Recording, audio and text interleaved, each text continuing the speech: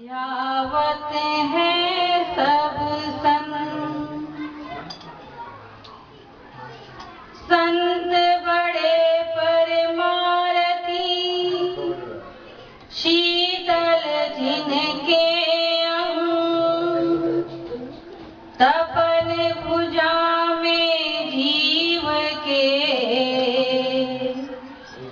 भर दे नाम का रंग। नाम रति जो एक है, पाप रति हजार, जाके हृदय साच है,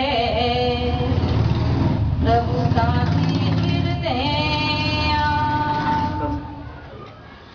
गुरु गोविंद दोनों खड़े, मैं किसके लागू पान। बलहारी गुरु आपने, जिन गोविंद दियो मिला। भक्ति दान मोहे दीजिए, श्री गुरुदेवन के दे, और कछु ना चाहिए, प्रभु निश दिन आपकी से। बोलिए जयकारा, बोल मेरे शिव महाराज की जय। बोलो सच्चे दरबार की जय। बोलो निवासी भगवान की जय। श्री परम दयाल जी महाराज की जय। बोलो स्वामी जी महाराज की जय। भाई मेरी सजिया जोत वाली माता तेरी सदा ही जय। शेरा वाली दा बोलो साचे दरबार की जय। वृंदावन बिहारी लाल की जय। राधा कृष्ण भगवान की जय। सच्ची सरकार की जय। गुरु महाराज जी की सभी प्यारी आत्माएं, सभी गुरुमुख प्रेमियों एवं दूर से आए भक्तगण एवं संतजन, आज हम यहाँ पर बाबूलाल जी के यहाँ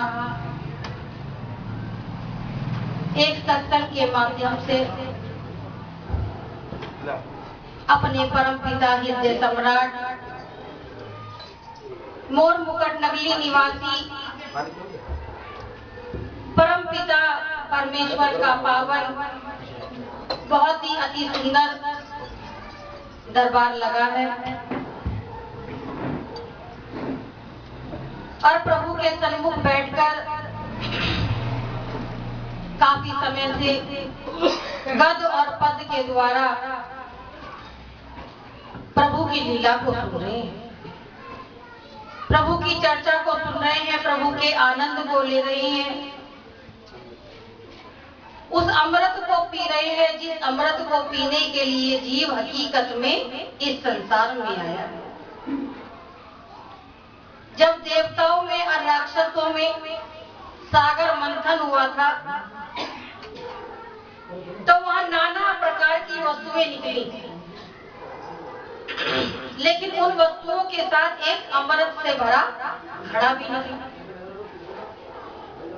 वो अमृत देवताओं ने पान किया, केवल वो हम सुनते हैं और किताबों में पढ़ते हैं, शास्त्रों में पढ़ते हैं कि समुद्र मंथन में अमृत का घड़ा निकला।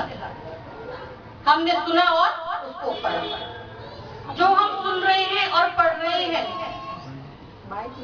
वो अमृत जीव को कहाँ मिलता है?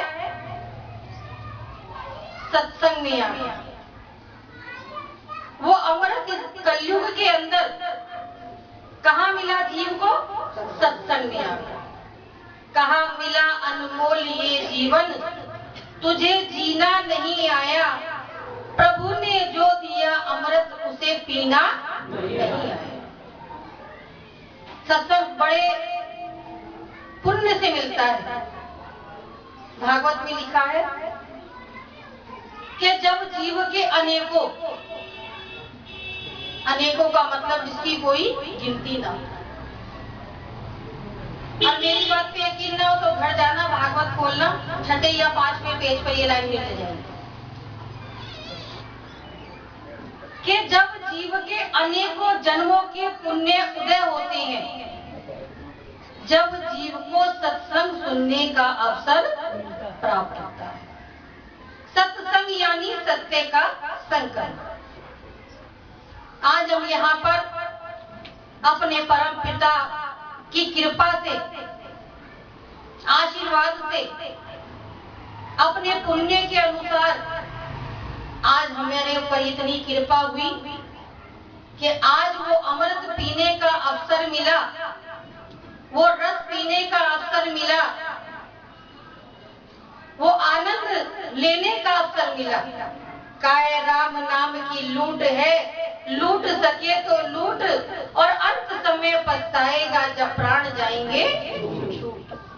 ये सब लोग जानते हैं कि जो संसार में आया है उसे एक दिन जाना है। जानते सब हैं, लेकिन जानने के बाद भी क्या समझते हैं? संसार मेरा है और मैं संसार का हूं। सोचते जीना सत्य है और मरना झूठ है, लेकिन जीना झूठ है और मरना सत्य है। जब ये शरीर बना और इसको बनने में पूरा कितना समय लगा? 9 महीना।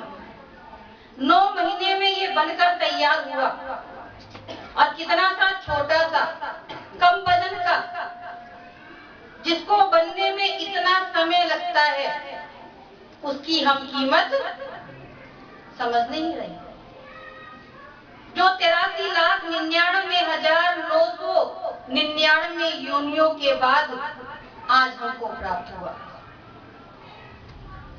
इतनी योनियों को कहने में इतना समय लगा, और कहे भैया पेपर पे लिख दो तो उससे ज्यादा समय लगेगा, और कहे भैया पेपर पे जो लिखी है उसको एक एक करके उसको गिनती कर लो तो उससे भी ज्यादा समय लगेगा।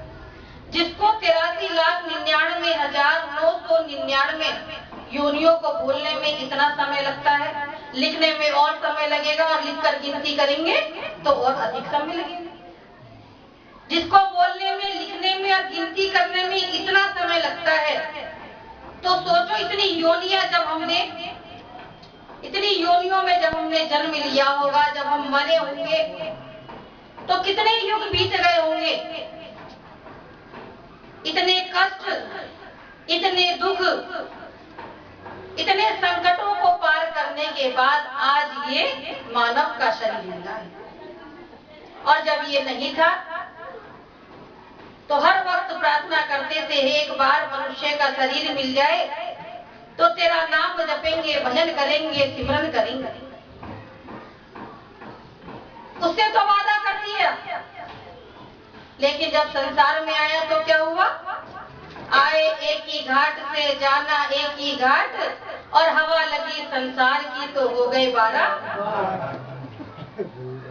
उस परमात्मा का किया हुआ एक वादा भूल गए, और संसार के वादों के चक्कर में, संसार के संबंधों को निभाने में, संसार के कार्यों को करने में हमने अपनी तमाम जिंदगी खो डाली।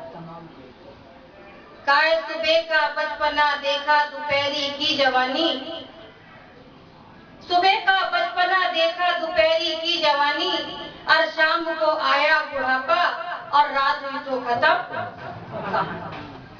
जानते सब हैं, लेकिन अपने जीवन में उतारने के लिए तैयार नहीं। एक जगह जैसे यहाँ सत्संग हो रहा है, ऐसे एक पंडाल में सत्संग हो रहा था, और वो सत्संग था 7 दिन का। वहाँ एक व्यास जी आते थे, संत जी आते थे, और जितने भी भक्तजन आते, गुरुमुख प्रेमी आते, भक्त लोग आते, उन सबको सत्संग सुनाते थे। 2 से 5 का उनका समय था। रोजाना उनको सत्संग सुनाना तीसरे दिन सुनाया, चौथे दिन सुनाया। तो जब चौथे दिन सुनाया और पांचवा दिन आया और जब अपनी गद्दी पर आसीन हुए तो मन के अंदर एक विचार आया। सोचने लगे संत जी कि आज इनको 4 दिन हो गए सत्संग सुनाते सुनाते, अच्छी वाणी सुनाते सुनाते, अच्छे रास्ते के बारे में बताते बताते, इस मनुष्य चोले के बारे में बताते बताते आज ऐसा करते हैं कि इनको सत्संग नहीं सुनाते और जो मैंने 4 दिन सुनाया है उसके बारे में कोई सवाल करते हैं, देखते हैं इस सत्संग का प्रभाव इन लोगों के ऊपर कितना पड़ा। भाई ऐसा ना हो कि मैं कह ही रहा हूं, इनकी समझ में कुछ आ ही नहीं रहा। तो कहने लगे भाई सब लोगों से कि भाई आज मैं आपको सत्संग नहीं सुनाऊंगा। कि क्यों महाराज? कि जो मैंने 4 दिन सुनाया तुमको, उस 4 दिन के सत्संग के आधार पर मैं तुमसे एक सवाल करूंगा और उस सवाल का जवाब जितने भी आप सब लोग बैठे हैं अपनी बुद्धि के अनुसार, अपने विचार के अनुसार तुम उस बात का सवाल का जवाब दे सकते हो। तो सब लोग कहने लगे कि कहो महाराज क्या सवाल है आपका? तो संत जी कहने लगे कि सबके पास कितने हाथ हैं? तो सब कहने लगे महाराज सबके पास केवल 2 हाथ हैं। कह रहे ये जो 2 हाथ भगवान ने दिए हैं, इन दोनों हाथों में एक हाथ में तो कटोरा घी का रख लीजिए और दूसरे हाथ में कटोरा छाछ का रख लीजिए और सोचिए कि दोनों कटोरे आपके हाथ पर रखे हैं। ये ठीक महाराज सोच लिए कि अब सवाल ये है कि तुम्हारी नजर में जिसकी कीमत कम हो उस कटोरे को उल्टा कर दो और जिसकी कीमत ज्यादा हो उस कटोरे को सीधा रहने दो। तो पूछने लगे भाई तुम छाछ को फेंकोगे या घी को फेंकोगे? कई कहने लगे लालची से कि महाराज घी भी रख लेंगे और छाछ भी रख लेंगे, फेंकेंगे क्यों? कई कहने लगे कि महाराज छाछ फेंक देंगे और घी को रख लेंगे। तो जो ये कह रहा था कि घी को रख लेंगे और छाछ को फेंक देंगे, तो कहीं तक उसका जवाब सही था। तो संत जी कहने लगे कि ये तो तुमने बता दिया कि घी को रख लेंगे और छाछ को फेंक देंगे, लेकिन छाछ को फेंक क्यों देंगे और घी को रख क्यों लेंगे? ये कारण बताओ।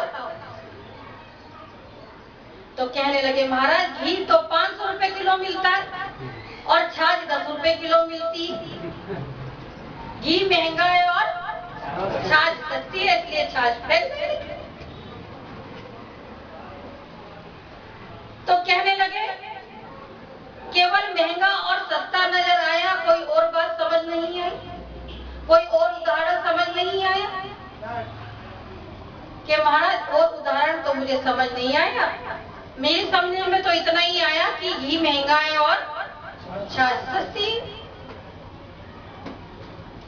कि मेरी समझ में नहीं आया महाराज, आप ही समझाइए। तो संत जी कहने लगे घी की तुलना किससे की है? हमारी आत्मा। और छाछ की तुलना किससे की है? हमारे 5 भौतिक शरीर।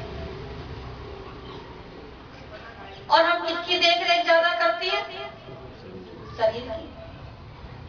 खिलाना पिलाना, उठाना, नहलाना, धुलाना सब टाइम पे करते हैं, लेकिन जो आत्मा का भोजन है, भजन और सिमरन और सत्संग, क्या वो रोज करते हो? नहीं करते। 10 इंद्रियों का ध्यान रखते हैं, लेकिन 11वीं जीव आत्मा का जीव ध्यान नहीं करता। जो युगों युगांतर से भूखी और प्यासी है, उसके बारे में विचार नहीं करता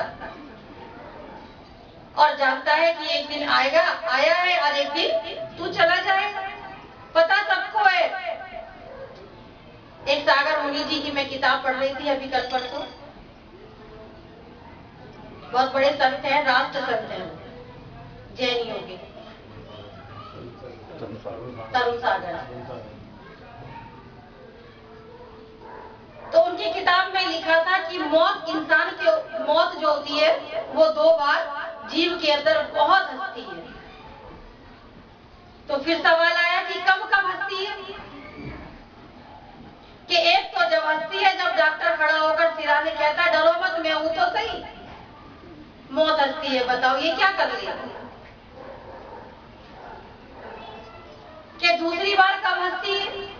कि दूसरी बार जब हंसती है जब कोई जा रहा होता है और दूसरा खड़ा होकर कहता है अरे बेचारा चला गया। वो अपने बारे में विचार नहीं करता कि एक दिन बेचारा तू भी जाएगा।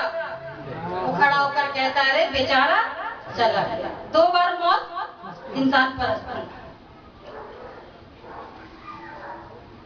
तो बड़ा अच्छा लगा पढ़ने में। तो जीवन बड़ा अनमोल है, इसकी कीमत को समझिए। ये बार बार मिलने वाली चीज नहीं है।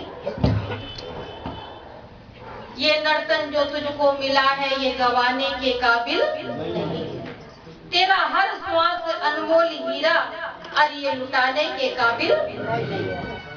अगर कहीं पार्टी में जाए और कपड़े पे थोड़ा सा भी दाग लगा हो तो कहते भाई हम पार्टी में नहीं जा रहे। क्यों नहीं जा रहे? कि हमारे कपड़े गंदे हैं।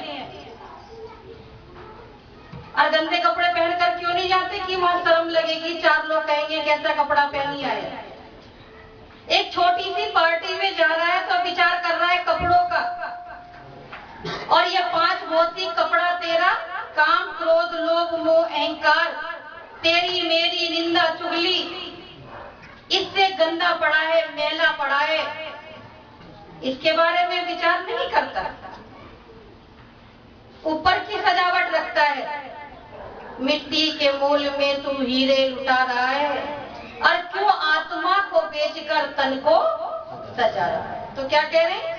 काहे को इतना इतराए रे मेरे माटी के पुतले।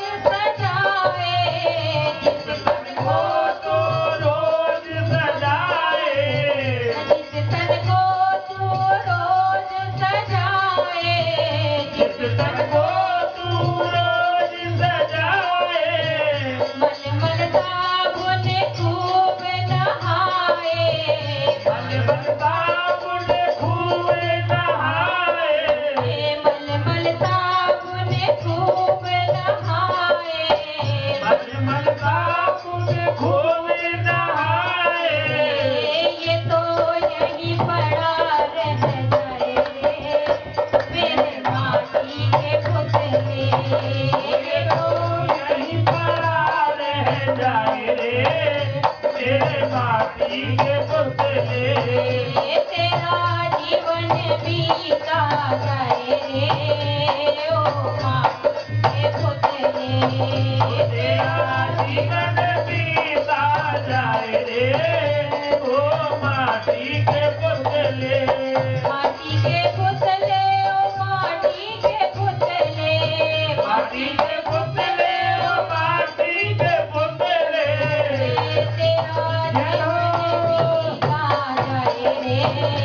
ओ माटी के पुतले। तेरा जीवन बीता जाए ओ माटी के पुतले। तेरा जीवन बीता जाए रे ओ माटी के पुतले। काहे को इतना इतराए रे मेरे माटी के पुतले। हर इंसान काहे में पड़ा हुआ है? मैं के चक्कर में पड़ा कि ये मकान मेरा है, ये बेटा मेरा है, ये कार मेरी है, ये शरीर मेरा है। मेरे मेरे के चक्कर में जो कार्य, भाई जो भी आए वो वहीं बैठे। जिस कार्य को करने के लिए आया था उस कार्य से बहुत दूर पड़ा है, और कई तो नाम लेकर भी बहुत दूर है। कहते हैं मनोमुख में और गुरुमुख में बहुत बड़ा अंतर है, उसकी कोई तुलना नहीं। मनमुख किसे कहते हैं? जिसके पास नाम ना हो। और गुरुमुख किसे कहते हैं? जो गुरु नाम से जुड़ा हुआ। तो उसकी तुलना तो अनंत है, कोई तुलना नहीं। लेकिन गुरुमुख और गुरुमुख की तुलना होती है काय के अनुसार? उसके कर्म के अनुसार। तो भागवत का लेख है ये। भागवत के अंदर अर्जुन भगवान से पूछ रहे हैं, बाके बिहारी से सवाल किया है कि प्रभु मनमुख और गुरुमुख में तो बहुत बड़ा अंतर है, लेकिन गुरुमुख और गुरुमुख में क्या अंतर है? क्योंकि एक गुरुमुख तो ऐसा होता है जो नाम जपता है, भजन करता है, सिमरन करता है, सत्संग में जाता है, सेवा करता है, दान भी करता है, नकली साहब भी जाता है। लेकिन एक गुरुमुख ऐसा है जो नाम तो ले लेता है, लेकिन नाम लेकर एक जगह पर रख देता है। ना कभी सत्संग में जाना, ना कभी सिमरन करना, ना कभी भजन करना, ना कभी संतों की सेवा करना, ना संतों की वाणी को सुनना। गुरुमुख वो भी है, गुरुमुख वो भी। कई लोगों का मानना है कि नाम ले लिया भव सागर से पार उतर जाए। नहीं, जो नाम लेकर नाम का जाप नहीं करता वो भव सागर से पार नहीं उतरता। पंजाबी में कहते हैं, साडे गुरा ने जहाज बनाया, आओ जिनने पार लगना, पार लंघ गए नसीबा वाले, जिन्हा ने तेरा नाम।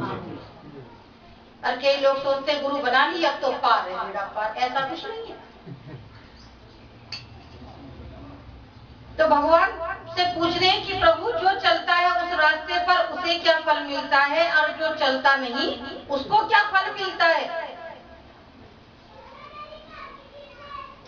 तो भगवान कहने लगे, सवाल तो तुम्हारा अर्जुन बहुत अच्छा है। कहने लगे, हे अर्जुन सुन, जो जीव गुरु बनाकर गुरु की निंदा करता है, गुरु के पथ पर नहीं चलता है, गुरु का जो नाम लिया है उस नाम का जाप नहीं करता है, अपने गुरु को घर बुलाकर भोजन नहीं कराता है, कभी वस्त्र दान नहीं करता है, कभी उनकी सेवा नहीं करता है, कभी उनके द्वार पर नहीं पहुंचता है, उस जीव को नाम लेने के बाद भी, भागवत में लिखा है, नाम लेने के बाद भी 3.5 कितने 3.5 करोड़ वर्ष का नरक भोगना पड़ता है, जो नाम लेकर भूल जाता है, जो भजन नहीं करता, जो कहता कल जप लेंगे, परसों कर लेंगे, परसों आई तो अगले दिन कर लेंगे। काय काल करे तो आज करे तो अब, और पल में परले होएगी बोहर करेगा कब। लेकिन आज का इतना समझदार इंसान है, बहुत ही ज्यादा समझदार है। उसने इस दोहे की पलट बना रखी है। वो कहता है आज करे तो कल कर, और कल करे तो परसों, और परसों भी क्या कहता है, अभी करके क्या करेगा, तुझे जीना है परसों। सामान 100 बरस का और पल की खबर। कि नाम लेने के बाद भी जो नाम का जाप नहीं करता, अपने गुरु की सेवा नहीं करता, अपने गुरु से विमुख होकर चलता है, अपने गुरु की आज्ञा में नहीं रहता है, उसको 3.5 करोड़ वर्ष का नरक भोगना पड़ता है। और अर्जुन जो जीव नाम लेकर नाम का जाप करता है, गुरु आज्ञा में रहता है, गुरु का भजन करता है, सिमरन करता है, सेवा करता है, भोजन कराता है, वस्त्र दान करता है, हर प्रकार से सेवा करता है, उस जीव को जो भगवान राम ने अपने हाथों से अश्वमेध यज्ञ किया था, उस यज्ञ का फल किसको मिलता है, उस गुरुमुख को मिलता है जो गुरुमुख रास्ते पर चलता है। और हमने नाम तो ले लिया, लेकिन नाम लेकर क्या कर रहे हैं, क्यों करता तू मेरा मेरी, क्यों करता तू मेरा मेरी, क्यों करता तू मेरा मेरी, क्यों करता तू मेरा मेरी, माया ठगनी रात की देरी, माया ठगनी रात की देरी, क्यों करता तू मेरा मेरी, क्यों करता तू मेरा मेरी, माया ठगनी रात की देरी, माया ठगनी रात की देरी, मिले न कोई भलाई रे मेरे माटी के पुतले, मेरे न कोई भलाई रे तेरे माटी के पुतले, आगे कोई से ना इतराए रे मेरे माटी के पुतले, अरे कोई से ना इतराए रे मेरे माटी के पुतले, तेरा जीवन बीता जाए रे मेरे माटी के पुतले, तेरा जीवन बीता जाए रे मेरे माटी के पुतले, माटी के पुतले ओ माटी के पुतले, माटी के पुतले ओ माटी के पुतले, आए कोई से ना इतराए रे मेरे माटी के पुतले,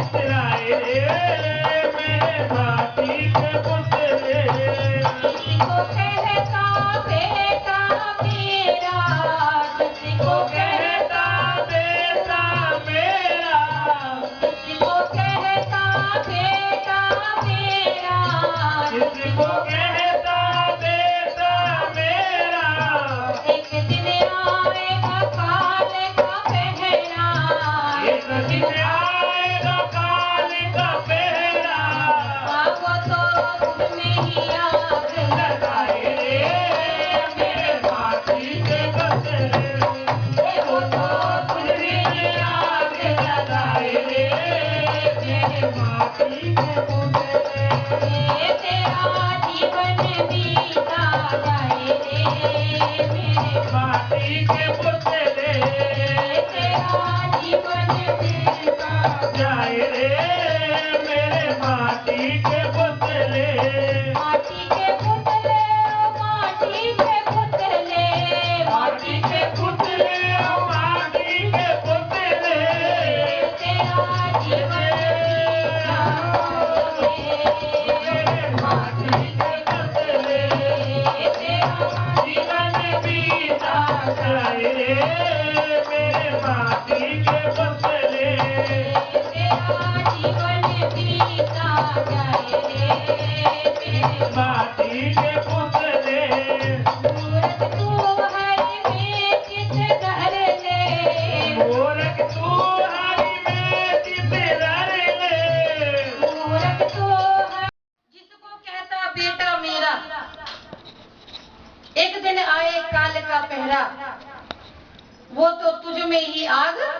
लगाए।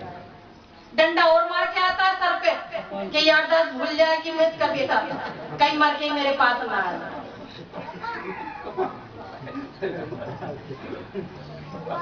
सब कुछ जानने के बाद भी जीव अपनी जिंदगी को व्यर्थ गुजारता चला जा रहा है। समझ नहीं रहा कि क्या मेरा है क्या तेरा है।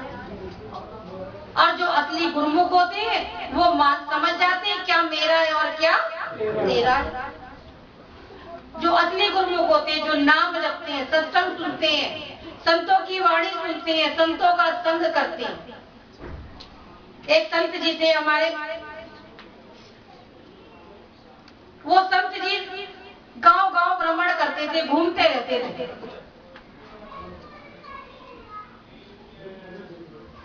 लेकिन उनका एक नियम था, वो जहां भी भोजन करते ऐसे परिवार में करते, पहले पूछते भैया तू गुरुमुख है? अगर उसने कह दिया मैं गुरुमुख हूँ तो भोजन करते थे, और कह दिया गुरुमुख नहीं हूँ तो भोजन करते ही नहीं थे। चाहे एक दिन बीत जाए, 2 दिन हो जाए, 3 दिन हो जाए, 4 दिन हो जाए। अब एक दिन ऐसा हुआ कि ऐसे गांव में चले गए बेचारे। वहां 4-5 दिन बीत गए, कोई गुरुमुख परिवार उन्हें मिला ही नहीं। गुरुमुख किसे कहते हैं? जो नाम से जुड़ा हुआ। कहते हैं जैसा खाओ अन्न और वैसा हो जाए मन, जैसा पियो पानी और वैसी हो जाए वाणी। तो संत लोग जो होते हैं अधिकतर मनमुखों के घर का भोजन ग्रहण नहीं करते। तो गांव में चले गए, कोई गुरुमुख नहीं मिला। 4-5 दिन बीत गए।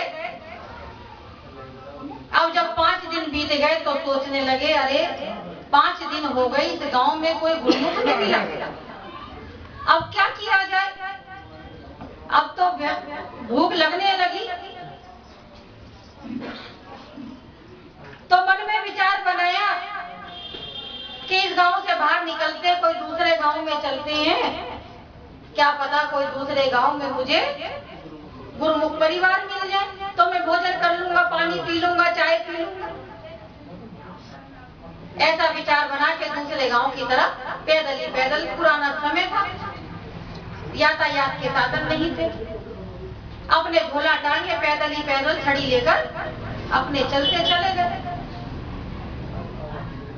और जब दूसरे गांव में घुसने ही वाले थे, आधे रास्ते में ही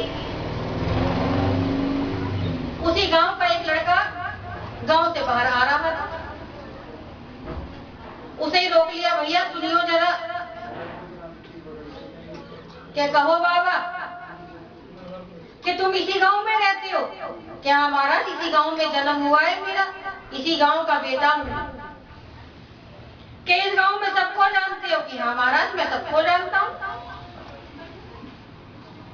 कि एक बात बताओ, कि पूछो बाबा कि इस गांव में कोई ऐसा आदमी है जहाँ संत लोग आते हो? बाबा ने सोचा यही पूछ लूं, अगर कहेगा कि नहीं है यहाँ तो अंदर जाना ही नहीं, अपने बाहर से बाहर ही मुड़ जाएंगे, जाने का कोई लाभ नहीं। तो कहने लगे हाँ बाबा एक गुरुमुख तो है जहाँ संत भी आते हैं, सत्संग भी होता है, और वहाँ सत्संग हर महीने हर हफ्ते होता ही रहता है, संत लोग आते ही रहते हैं। तो कहने लगे भैया तो उसका एड्रेस बता दे मुझे, इस गांव में वो कहाँ रहता है। अब एड्रेस बता दिया कि बाबा सीधे चले जाना, सीधे से लेफ्ट मुड़ना, लेफ्ट से राइट मुड़ जाना, और जब राइट वाली सीधी सड़क आएगी तो सामने टक्कर पे लाला जी का, गुप्ता जी की कोठी बनी हुई है।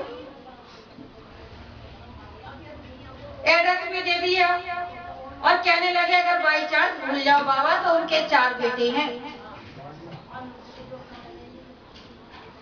और साथ ही साथ ये बता दिया कि बहुत धनवान है, कम से कम भी 1 लाख रुपए के मालिक हैं, गांव में हमारे सबसे धनाढ्य परिवार। उस समय 1 लाख की कीमत बहुत हुआ करती। अब 2-3-4 बात उसने अपने आप बता दी। अब बाबा जी को जो एड्रेस मिला वो एड्रेस के अनुसार अपने वहीं चले गए। अब टक्कर पे सीधा ही सामने लाला जी का मकान था। लाला जी अपनी बैठक में बैठे हुए थे। लाला जी ने दूर से देख लिया, अरे कोई संत आ रहे हैं। तो लाला जी खुद वहीं पर चलकर चले गए। कहाँ चले गए? जहां से संत आ रहे थे। अभी बताया था, संत मिलन को चाहिए तज माया अभिमान। जो अभिमान में डूबे रहते हैं वो संत तक नहीं पहुंच पाते। वो तो सोचते हमारे घर में ही आ जाए, जैसा हम कहें वैसा ही करें, हम जो कहें वही बात माने।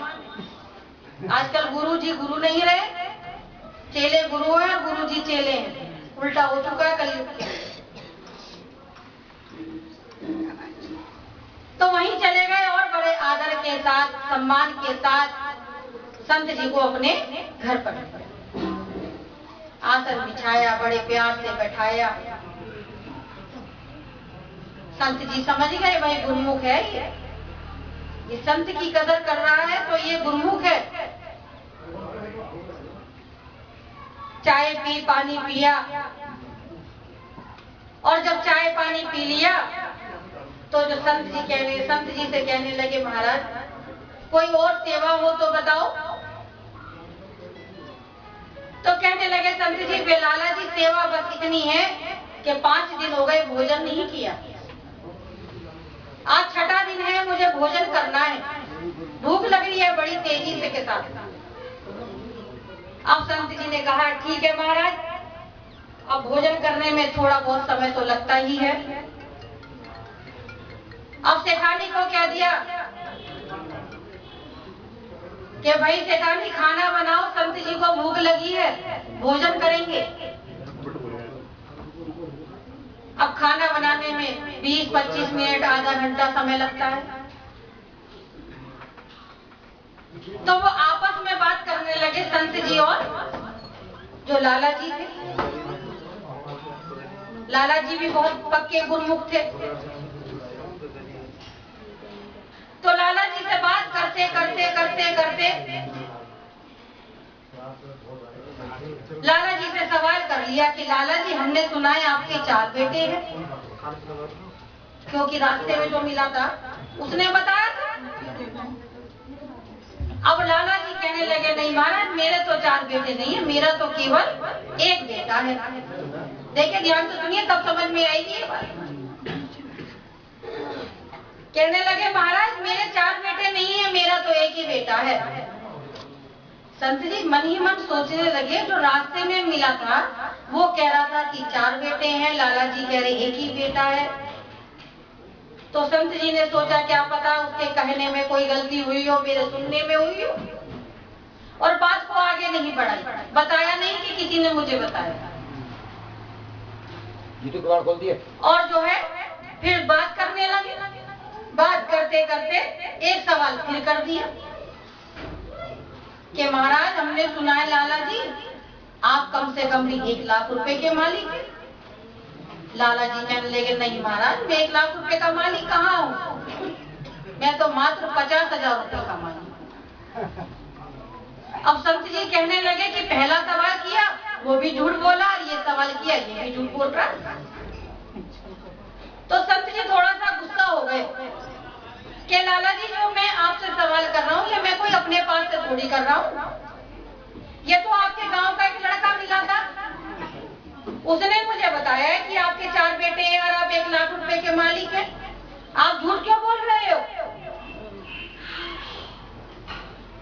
तो वो कहने लगे, लाला जी महाराज आप गुस्सा मत होइए, जो रास्ते में आदमी मिला था वो भी सत्य कह रहा था, और जो मैं कह रहा हूँ वो भी मैं आपसे सत्य कह रहा हूँ। संत जी कहने लगे, ये क्या सत्य हुआ, वो 4 बता रहे हैं, तुम 1 बता रहे हो, वो 1 लाख बता रहा है, तुम 50,000 बता रहे हो, या तो तुम झूठ बोल रहे हो या वो झूठ बोल रहा है। कि नहीं महाराज, वो भी सत्य बता रहा है और मैं भी सत्य बता रहा हूं। कि कैसे सत्य हुई दोनों की बात। कि महाराज वो जो बता रहा था जी लाला जी के 4 बेटे हैं, महाराज वो तो यहीं मिले, और जब मैं इस संसार को छोड़कर जाऊंगा तो वो यहीं रह जाएंगे, मेरे साथ जाएंगे। तो क्या वो मेरे ही हैं?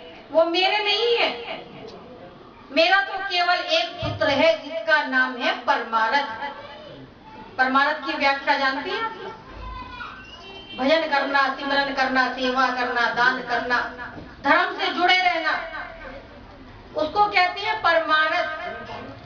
कि महाराज मेरा तो एक ही पुत्र है जिसका नाम है परमारथ, जो बेटा मेरा यहाँ भी साथ देगा और वो बेटा मेरा वहां भी साथ। तो महाराज ये 4 बेटे तो यही मिले, यही छोड़ जाएंगे। अब संत जी को बड़ा अच्छा लगा कि बड़ा ज्ञानी है। और महाराज वो जो ये कह रहा था कि 1 लाख रुपए का मालिक है, वो तो हूं मैं मालिक, लेकिन वो तो बैंक में पड़ा है, SBI में, HDFC में पड़ा है। वो तो मर जाऊंगा, बैंक में पड़ा रह जाएगा, बेटा निकाल कर लिया है। तो क्या वो मेरा है? वो मेरा नहीं है। आज मुझे 20 साल हो गए गुरुमुख बने, और आज तक जो मुझे याद है, आज 20 साल की उम्र में जब तक मैं नगली से जुड़ा, आज 20 साल 20 वर्ष हो गए मेरे को नगली साहब से जुड़े हुए, नाम लिए हुए, गुरु बनाए हुए।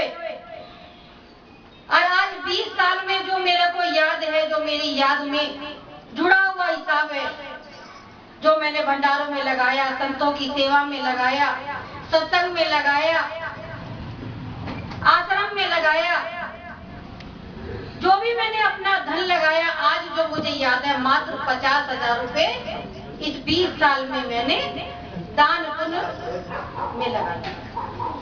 तो महाराज असली तो 50,000 मेरा है, क्योंकि आप ही लोग कहते हो जो बोया जाता है वही अपना होता है, वही काटा जाता है। तो महाराज मैं तो केवल 50,000 रुपए का मालिक। तो देखिए एक गुरुमुख ने एक संत की आंख खोल दी। ज्ञान कोई छोटा या बड़ा नहीं होता। ये नहीं कि ज्ञान कोई बड़ा ही देगा, ज्ञान आप एक छोटे से बच्चे से भी ले सकते हो। एक संत की आंख खोल दी, कहने लगे बेटा लाला जी तुम्हारे गुरु का क्या नाम है? कहने लगे भैया लाला जी कि महाराज मेरे गुरु का नाम है गुरु शरदानंद पुरी महाराज। कहने लगे भैया जिसका चेला इतना गुणवान है, उसके गुरु कितने गुणवान होंगे? दर्शन के लिए गए कि तू मेरे को अपने गुरु के दर्शन करा। तो सच्चा सेवक वही है जो खुद भी रास्ते पर लगा रहे और दूसरे को भी रास्ते पर लगाए। और ऐसे कब लगेंगे हम? जब हम धीरे धीरे धीरे भजन करेंगे। तो क्या कह रहे हैं? धीरे धीरे मोड़ प्यारे इस मन को, इस मन को प्यारे इस मन को, धीरे धीरे मोड़ प्यारे इस मन को, इस मन को प्यारे इस मन को, धीरे धीरे मोड़ प्यारे इस मन को, इस मन को प्यारे इस मन को। मन मोड़ा फिर डर नहीं, कोई दूर प्रभु का घर नहीं।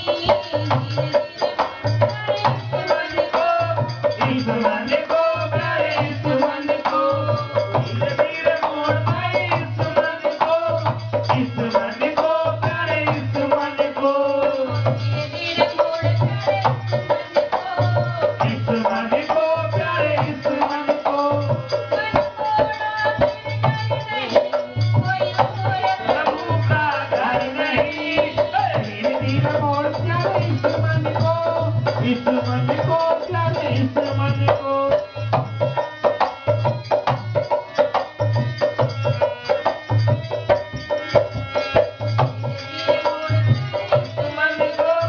इस मन को प्यारे इस मन को, इस मन को प्यारे इस मन को। मन मोड़ा फिर डर नहीं, कोई दूर प्रभु का घर नहीं। धीरे धीरे मोड़ प्यारे इस मन को, इस मन को प्यारे इस मन को, धीरे धीरे मोड़ प्यारे इस मन को, इस मन को प्यारे इस मन को। मन लोभी मन कपटी मन है जो,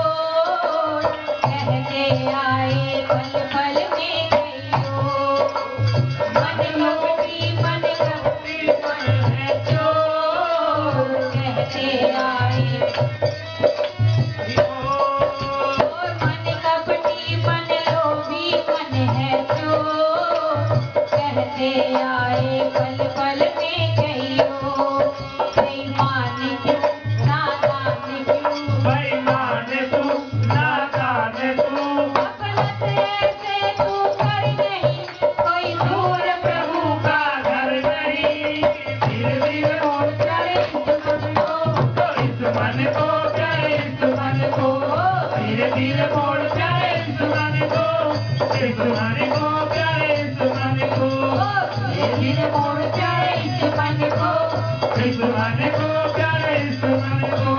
मन मोड़ा फिर डर नहीं, कोई दूर प्रभु का घर नहीं, धीरे धीरे मोड़ प्यारे इस जमाने को, इस जमाने को प्यारे इस जमाने को, धीरे धीरे मोड़ प्यारे इस जमाने को, इस जमाने को प्यारे इस जमाने को।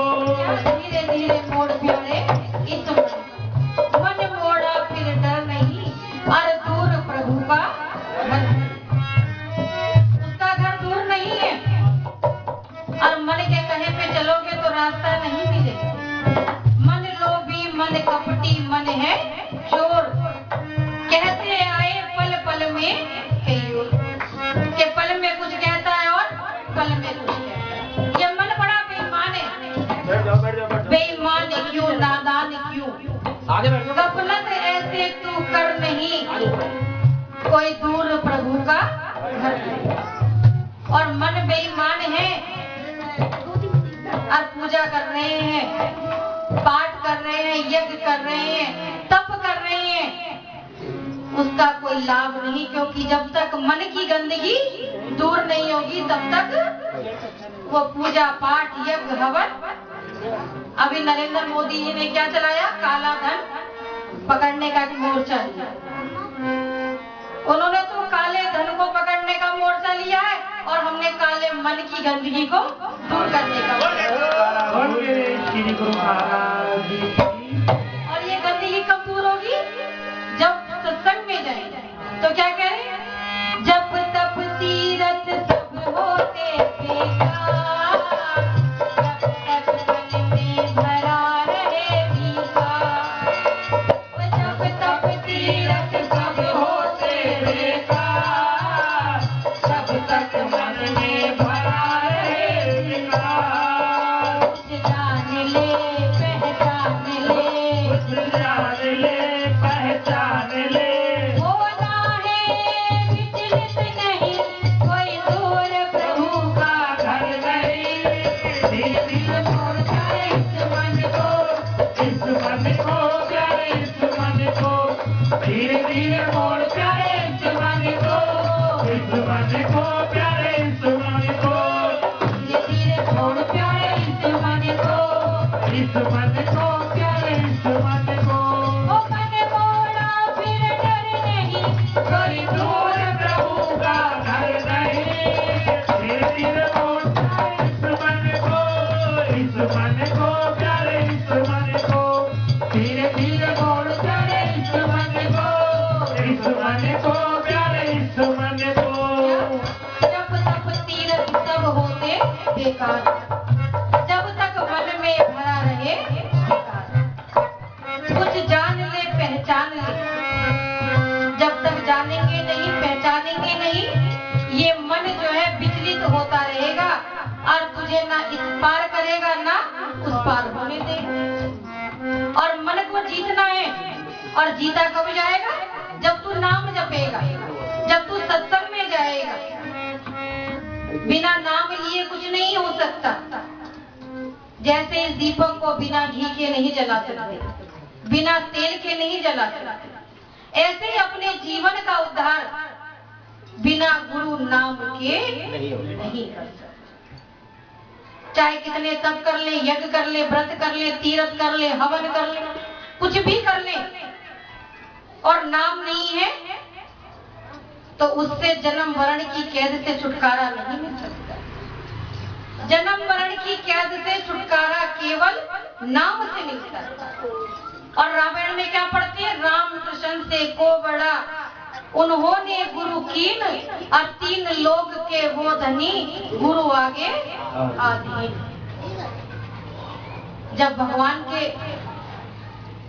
अवतार हुआ तो जीव को चेताने के लिए कि बिना गुरु के गति नहीं है, जिसके बनाने से संसार बनता है और मिटाने से मिट जाता है। उसने भी इस प्रथा को चलाया केवल जीव को समझाने के लिए। कितना भी कुछ कर ले और नाम नहीं है तो वो सब बेकार है। कबीर साहब कहते हैं अपनी वाणी में कि गुरु बिन माला फेरते गुरु बिन देते दान, गुरु बिन माला फेरते गुरु बिन देते दान, और ये तो सब निष्फल है कहत वेद। वेदों ने में लिखा है, और नुगरे होकर नुगरा यानी जिसके पास नाम। कबीर साहब लिखते हैं कि नुगरा चाहे रात दिन माला जपता रहे, रात दिन टल्ली घंटी बजाता रहे, रात दिन हवन कीर्तन करता रहे, तो भी वो 83 के बंधन से छुटकारा पा नहीं सकता। लिखा है नुगरा सिमरन जो करे दिन में 100 बार। कितनी बार? 100 बार। नुगरा सिमरन जो करे दिन में 100 बार, नगर नाई का संत करे जरे को निकी, तो भी उसको था नहीं मिली। चाहे कुछ भी कर ले, हम विचार, जिसके विचार अच्छे होते हैं वही परमात्मा से जुड़ते हैं। और आजकल की भक्ति कैसी है? भक्ति का तू ढोंग रचाए ओढ़े उजली चादरिया, और अंदर से मन साफ किया ना बाहर मांझे गादरिया। जब धूप बत्ती जलाते हैं, अगरबत्ती जलाते हैं, कई लोग कहते हैं ये बहुत बड़े भक्त हैं, और क्या कहते हैं कि तन मन धन सब है तेरा, स्वामी सब कुछ है मेरा, तेरा तुझको अर्पण, प्रभु जी का प्रभु को समर्पण, क्या लागे मेरा। ओम जय जगदीश हरे। क्या कह रहा है कि तन मन धन सब है तेरा। और कोई चला जाए कि भैया वहाँ सत्संग हो रहा है, भंडारा